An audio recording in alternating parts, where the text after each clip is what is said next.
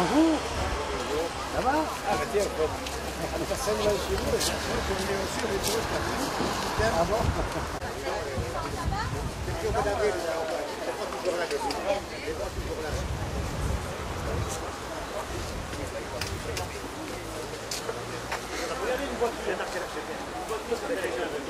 Je me lève, je m'accroche pour le regarder par curiosité. Ah ouais. On va faire une chose par curiosité.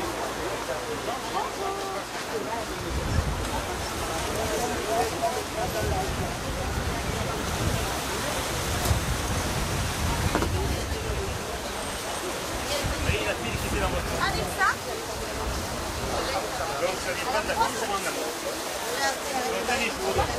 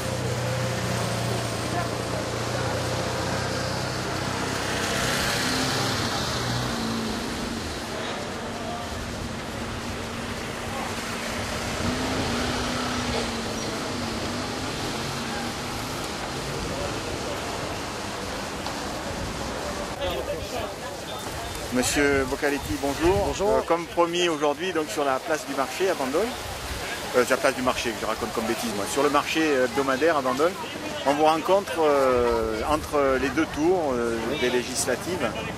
Je voulais vous poser deux questions qui ne fâchent pas. Hein. Quel est votre sentiment d'abord après le premier tour? Très content pour deux raisons. C'est que déjà dans le département du Var et dans la circonscription, nous passons de 7% en 2007 à 23% dans la circonscription et 24% dans le département du Var. Et nous avons fait mentir les sondages qui nous donnaient à 15% et donc absent du deuxième tour. Donc là vous êtes bien présent.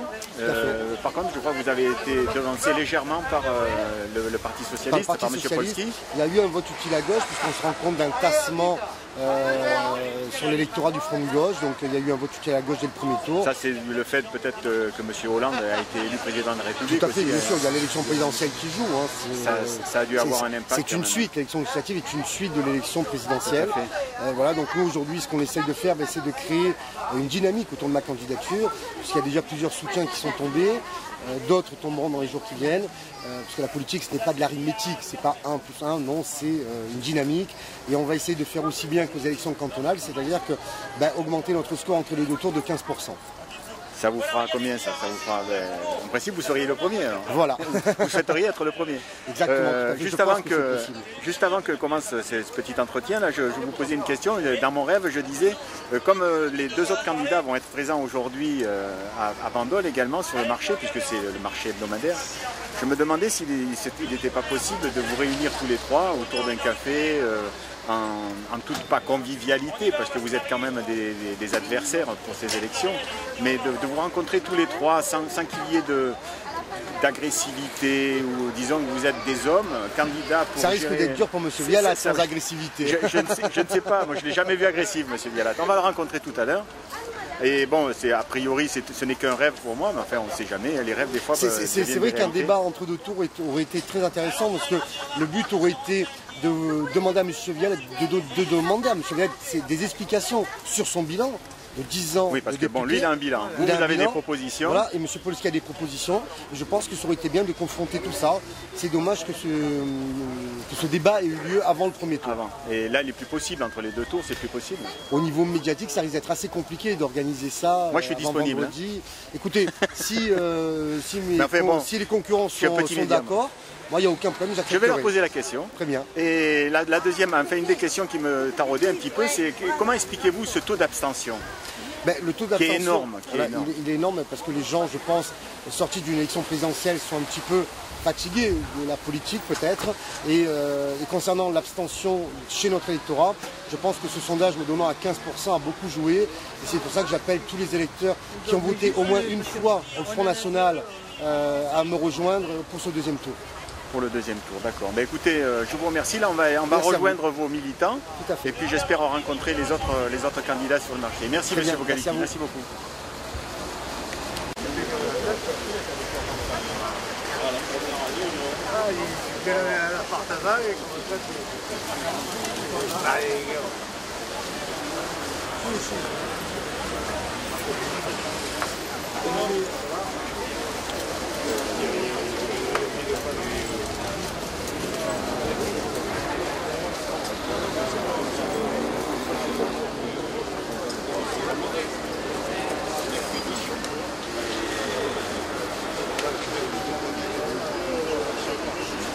J'ai fait des bêtises, j'ai pas enregistré.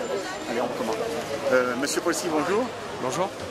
Aujourd'hui, donc le mardi, je ne sais plus combien, le 12 juin, je crois, Oui. hein. On est entre les deux tours de la législative 2012 et vous êtes arrivé en deuxième position sur les 14 candidats qui étaient présents à cette élection, après M. Vialat et avant M. Bocaletti. Quel est votre sentiment après ce premier tour, avec les résultats que vous avez obtenus? Aujourd'hui, mon sentiment, c'est que la dynamique est de notre côté. Nous avons créé la surprise, même si nous sentions sur le terrain que la dynamique était excellente. Aujourd'hui, nous faisons plus de 8 points de plus que François Hollande au premier tour. Nous mettons en grande difficulté le député sortant Jean-Sébastien Vialat. Nous allons pouvoir remporter cette élection, j'en suis persuadé. Vous en êtes persuadé. Écoutez, je vous le souhaite. C'était moi une des questions que j'ai posées déjà à M. Bocaletti, que je poserai également à M. Vialat si je le rencontre ce matin. Comment expliquez-vous ce taux d'abstention qui est quand même assez conséquent pour ces élections? Bien, je pense que nos concitoyens ont été mobilisés pour l'élection présidentielle. Il y a peut-être une forme de lassitude d'un débat politique qui se prolonge et en même temps, je veux dire à nos concitoyens que l'élection législative est une élection décisive pour notre République. Un député, c'est celui qui fait les lois. Moi, je veux être le député de ce territoire pour porter à Paris la voie du redressement de la France et du redressement de notre territoire. D'accord. Alors je reprends. Je voulais donc vous poser une autre question. C'était compte tenu du fait que vous êtes encore 3 candidats. J'ai fait un rêve ce matin. C'était est-ce qu'il ne serait pas souhaitable, envisageable, que vous vous rencontriez, les 3 candidats, comme vous l'avez déjà fait avant le premier tour, que vous vous rencontriez donc entre ces deux tours pour un débat? Moi, je suis ouvert à cette proposition, je suis ouvert au débat. Je pense qu'il faut, projet contre projet, parler de ce que nous souhaitons pour notre pays. Moi, je veux le redressement de la France au service de nos concitoyens, parce que notre pays en a grand besoin, lui qui a vu le chômage galoper, le pouvoir d'achat baisser, les violences, les insécurités monter. Il faut redresser le pays et je pense que le projet que je porte pour la majorité présidentielle est meilleur que les 2 autres projets. C'est pour ça que je suis candidat. D'accord. Donc si éventuellement un débat était possible, vous seriez donc... je suis disponible pour tout débat. Donc il y a déjà 2 réponses qui sont positives. Il ne manque plus que celle de M. Vialat. Je lui poserai la même question tout à l'heure. Je vous remercie, M. Polsi. Merci à vous. Merci, bonne journée. Merci. Ça y est, ça filme. Bonjour. Vous êtes là. Attention, ça filme. Monsieur Vialat, bonjour. Vous êtes le dernier des 3 candidats que je rencontre ce matin. Oui. Pas le dernier, vous êtes pour le moment le premier pour les résultats. Et je vous rencontre donc sur le marché, monsieur Jean-Sébastien Vialat. Donc vous êtes le député aujourd'hui de la 7e circonscription et candidat à votre réélection.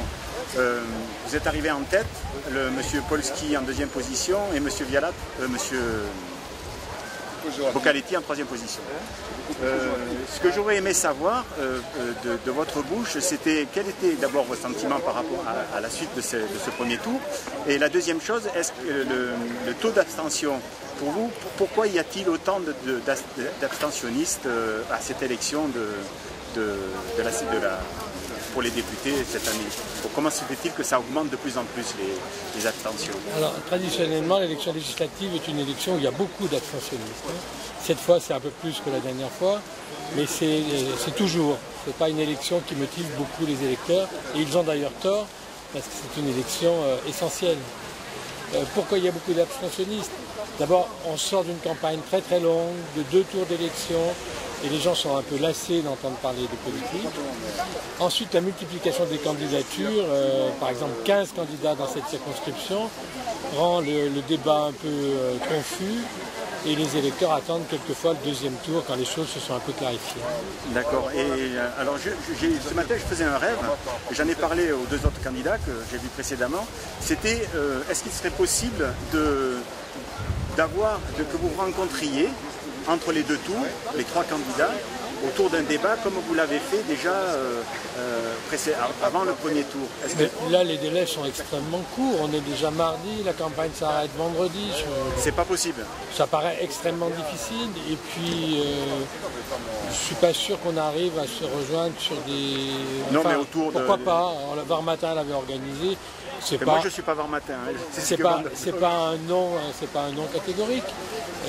La porte est ouverte. Je pense que ce serait intéressant, moi, pour les électeurs, pour l'électeur que je suis, puis pour tous ceux qui ont voté pour vous, ou qui vont encore voter pour vous, de vous voir tous les trois ensemble. La difficulté dans un délai aussi court, c'est de trouver un créneau. Une plage horaire commune. Voilà, créneau, je pense que mes collègues comme moi-même, vous voyez, je dis même pas mes adversaires. C'est bien. Marqué, hein. Bravo. Vous surprenez vous-même ou bien? Non, parce que je veux dire, la politique, c'est quelque chose... Il faut que ça reste quand même quelque chose pas de convivial, mais de courtois, en tout cas. Et je regrette toujours les gens qui tombent dans l'excès, dans l'exagération, dans l'invective. C'est pas mon truc. Alors, si vous voulez, c'est l'idée que j'ai, là, quelqu'un l'a eu avant moi, mais par rapport entre ces 2 tours, moi je suis prêt, Bandol Blog est prêt à éventuellement filmer, enregistrer. Écoutez, essayez Ils sont d'accord les 2 autres. Après, bon, trouvez la plage horaire qui va bien et... Je vais voir avec vos... Proposez-nous des plages horaires. Hein, voilà. D'accord. Écoutez, je vous remercie beaucoup, monsieur Vialat, et puis je vous souhaite bonne chance pour la suite. Au revoir. Merci, au revoir.